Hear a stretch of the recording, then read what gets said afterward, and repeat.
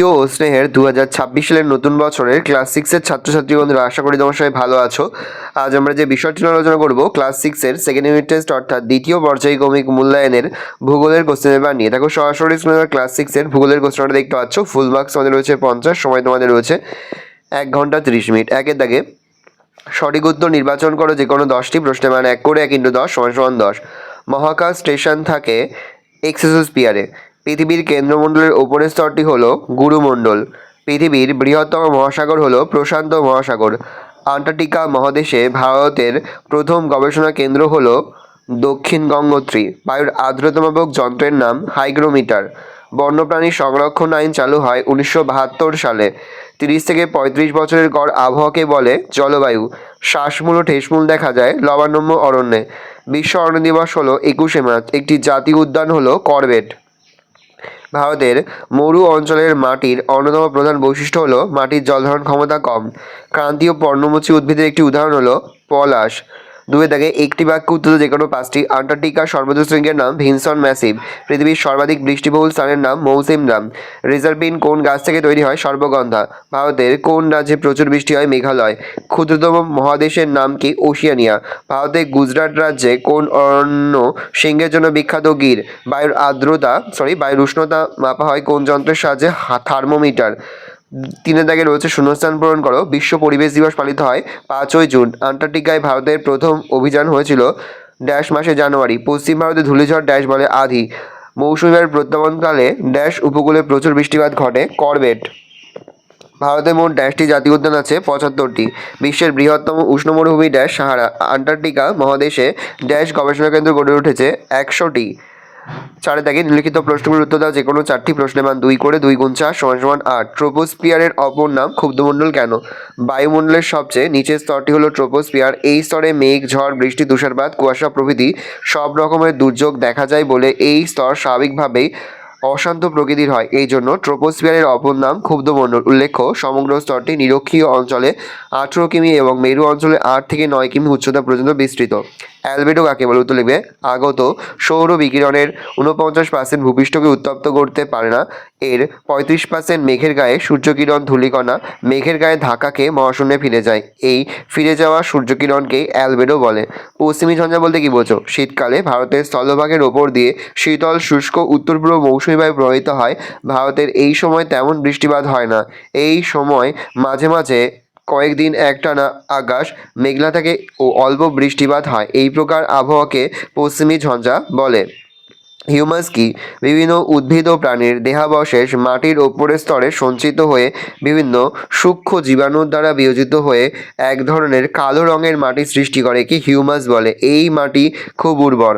অভয়ারণ্য কাকে বলে? অভয়ারণ্য বলতে সেই সব সংরক্ষিত বনভূমিকে বোঝায় যেখানে কিছু বিশেষ ধরনের লুপ্ত প্রায় উদ্ভিদ ও প্রাণী বসবাস করে এবং সেই সমস্ত প্রজাতির সুরক্ষা ও উন্নয়নের দিকে লক্ষ্য রেখে দেওয়া হয়। যেমন উত্তরবঙ্গে গরুমারা অভয়ারণ্য, জলদাপাড়া অভয়ারণ্য। লু কাকে বলে? গরমকালে উত্তরপ্রদেশ, বিহার ও উত্তর ভারতের কিছু অংশে দিনের বেলা অত্যাধিক শুষ্ক উষ্ণবায়ু প্রবাহিত হয়, তাকে লু বলে। জাতীয় উদ্যান কাকে বলে? পরিযায়ী পাখি কাদের বলে? যেখানে বন্যপ্রাণীর সাথে সাথে স্বাভাবিক উদ্ভিদ ও প্রাকৃতিক সৌন্দর্য রক্ষার দিকেও নজর দেওয়া হয়, যেমন কাজিরাঙ্গা জাতীয় উদ্যান। শীতকালে শীতপ্রধান দেশ থেকে কিছু পাখি উড়ে আমাদের দেশে আসে। গরম পড়লে তারা আবার নিজের দেশে ফিরে যায়। এরা পরিযায়ী পাখি। 5 থেকে নিচের প্রশ্নগুলোর উত্তর দাও যে কোনো 4টি প্রশ্নের মান 3 করে 3 × 4 = 12। আন্টার্কটিকাকে সাদা মহাদেশ বলে কেন?